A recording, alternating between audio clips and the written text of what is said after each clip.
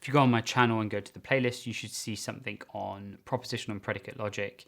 My first video goes over what all the symbols mean. So in this one, we have every student in the class studies hard and respects the teacher. We're going to represent this in predicate logic.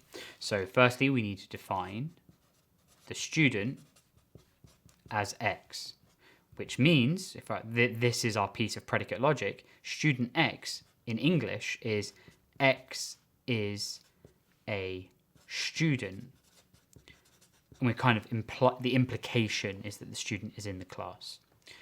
We then have studies hard, X, which is X studies hard.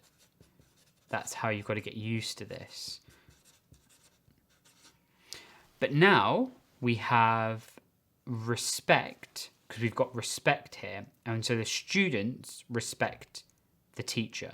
So let's make respects our predicate, respects, and we're going to have X and Y. So that's going to be X respects Y.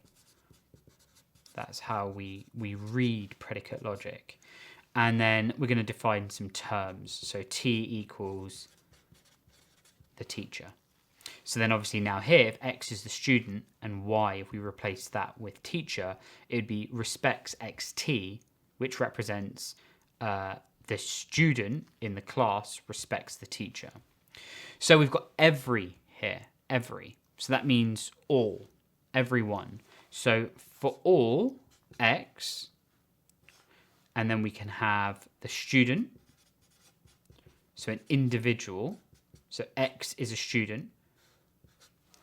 This is an implication sign. So implication means if something, then something. We're going to have a brackets here. Studies hard.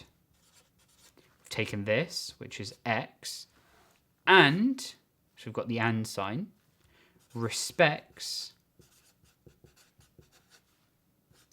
XT. And then we can close that bracket and close the biggest bracket. There we go. So that now is this sentence represented in predicate logic. The point of this, nobody knows.